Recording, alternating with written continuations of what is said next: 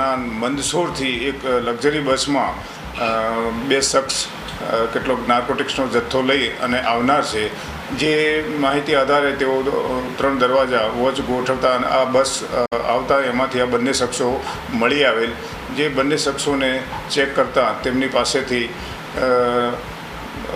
કુલ 10 લાખનો મુદ્દામાલ એફઆઈઆરમાં મળી આવેલ, જે પંચનામાની વિગતે કબજે કરી અને આ બંને શખ્સોની વિરુદ્ધમાં નાર્કોટિક્સ એક્ટ મુજબ ગુનો દાખલ કરી અને ધરપકડ કરવામાં આવેલ છે. આ બંને શખ્સોની પૂછપરછ કરતાં જે ચિરાગ અલી શેખ, જે આશરે 44 કેસોમાં અગાઉ મોબાઈલ ચોરીમાં પકડાયેલ છે, આ શખ્સ એના મતલબ નાર્કોટિક લેવાનો આદતી છે, મતલબ એડિક્ટ છે. સાથેનો એનો જે મિત્ર હતો એજાજ અલી, એ પણ ડ્રગ્સ લેવાની આદતવાળો હતો.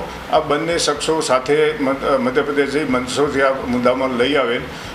ત્યાં મંદસોરના એક ઇમરાન નામના શખ્સ પાસેથી આ જથ્થો લેવામાં આવેલ, જે પ્રથમ વખત એ લોકો ત્યાં આગળ ગયેલા એવું હોવાનું જણાવે છે. છતાં તેઓની પૂછપરછ હાલમાં ચાલુ